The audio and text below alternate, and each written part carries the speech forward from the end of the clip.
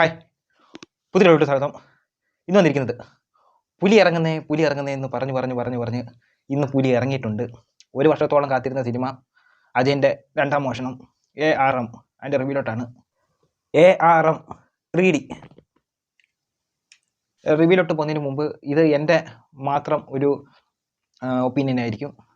Director Jithin Lal, writer Sujith Nambiar. ഈ പടം കാണാൻ ഞാൻ കാത്തിരുന്നതെന്ന് പറഞ്ഞാൽ എനിക്ക് 3D സിനിമ കാണാൻ ഭയങ്കര ഇഷ്ടമാണ്. അതാണ് ഒന്നാമത്തെ കാര്യം.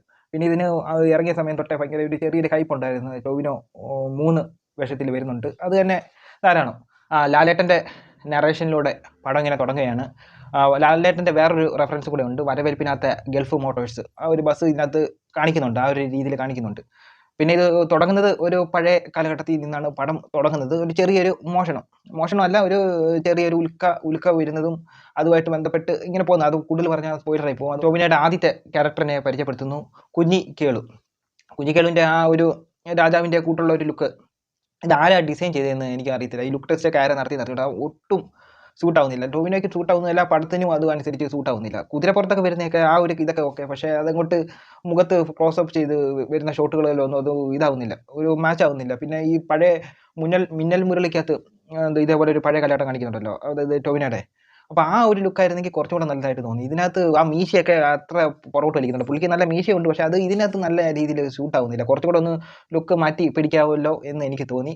അത് കഴിഞ്ഞിട്ട് അവിടുന്ന് പിന്നെ പുതിയ അടുത്ത തലമുറയിലോട്ട് വരുന്നുണ്ട് സുലഭി ലക്ഷ്മിയുടെ. ഈ സുലഭി ലക്ഷ്മി എന്ന് പറഞ്ഞാൽ ആദ്യമേ കാണിക്കുമ്പോൾ ഈ ഒരു വയസ്സായ ലുക്ക് കാണിക്കുന്നുണ്ട്. അയ്യോ, ആ ഒരു ലുക്ക് അവർക്കത് മാച്ചാവുന്നില്ല. ഒന്നാമത്തെ കാര്യം. അവരെന്ന് പറഞ്ഞാൽ ഈ മണിയൻ്റെ അടുത്ത ടോവിനോയുടെ ലുക്കിൻ്റെ മണിയൻ്റെ വൈഫായിട്ടാണ് സുലഭി ലക്ഷ്മി വരുന്നത്. അത് കഴിഞ്ഞ് അവരുടെ ഒരു തലമുറയായിട്ട് അടുപ്പിച്ചുള്ള തലമുറയായിട്ടാണ് കഥ പോകുന്നത്.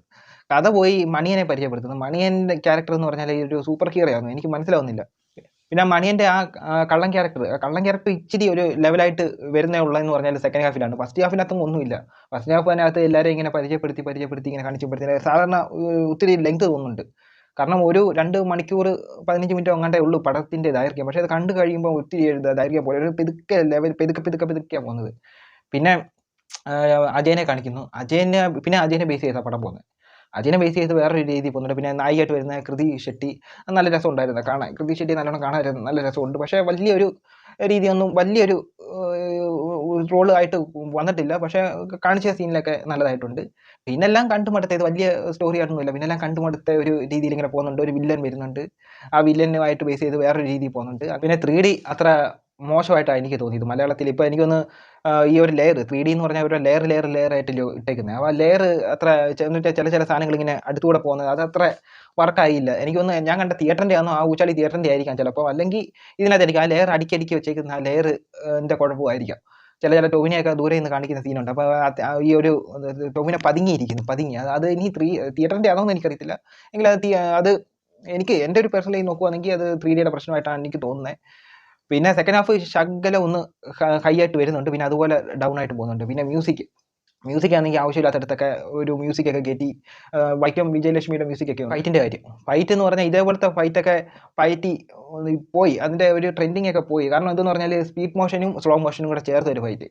അതൊക്കെ പണ്ട് എനിക്കൊന്ന് 10 വർഷം മുമ്പൊക്കെ അതുപോലത്തേക്ക് ഉള്ള ഒരു ഫൈറ്റൊക്കെ വന്നിട്ടുണ്ട്. ഇപ്പോൾ അതുപോലെ ഒന്നുമില്ല. ഇപ്പോൾ ഒറിജിനാലിറ്റി ഫൈറ്റൊക്കെ വരുന്ന സമയം എന്ന് പറഞ്ഞാൽ അതേപോലെ തോന്നണം. ഇത് എനിക്ക് അത്രയൊന്നും തോന്നിയിട്ടൊന്നുമില്ല. പിന്നെ ഇതിന് വേണ്ടിയൊക്കെ ടോവിനോ ഒത്തിരി കഷ്ടപ്പെട്ടിട്ടുണ്ടെന്നൊക്കെ പറഞ്ഞു കേട്ടിട്ടുണ്ട്. അതായത് കളരി പഠിക്കുകയും അതൊക്കെ ഇതിനകത്ത് കുറച്ചൊക്കെ സീനി അറിയാനുണ്ട്. ഇങ്ങനെ പുള്ളി ഇങ്ങനെ കൈ ഇങ്ങനെയൊക്കെ കാണിക്കുന്നു. പക്ഷേ ഫൈറ്റിനകത്തോട്ട് വരുമ്പോൾ അതത്ര വർക്കായില്ല. ഇതുപോലെയൊക്കെ പഠിച്ചു കഴിഞ്ഞാൽ ഇതുപോലെ കളരിയൊക്കെ അതിന് വേണ്ടിയൊക്കെ പഠിക്കുമ്പോൾ അതിന് വേണ്ടി കുറച്ചും കൂടെ ഒന്ന് പെർഫോം ചെയ്യാൻ ഒരു സ്പേസും കൂടെ ടോവിനോയ്ക്ക് കൊടുക്കണമായിരുന്നു തോന്നി. എനിക്ക് അത്ര ഇതായിട്ട് തോന്നിയില്ല. പിന്നെ വെള്ളത്തിനടിയിലുള്ള കുറച്ച് സീനുകളൊക്കെ ഉണ്ട്, അതൊക്കെ അത്യാവശ്യം നല്ല രീതിയിൽ എടുത്തു വെച്ചിട്ടുണ്ട്. ടോട്ടലി പറയുകയാണെങ്കിൽ മോശം സ്ക്രിപ്റ്റ് വർക്കായിട്ടാണ് എനിക്ക് പേഴ്സണലി തോന്നിയത്. ഒരു സ്ലോയിൽ പോകുന്ന ആളുകൾക്കൊക്കെ കൊട്ടുവായും ഒക്കെ ഇട്ട് അവിടെ ഇരിപ്പുണ്ടായിരുന്നു തിയേറ്ററിലൊക്കെ. സ്ലോ മോഷനിൽ പോയിട്ട് പിന്നെ കുറച്ച് സെറ്റപ്പൊക്കെ കൊള്ളാം. പിന്നെ സ്ലോ മോഷനിൽ പോയി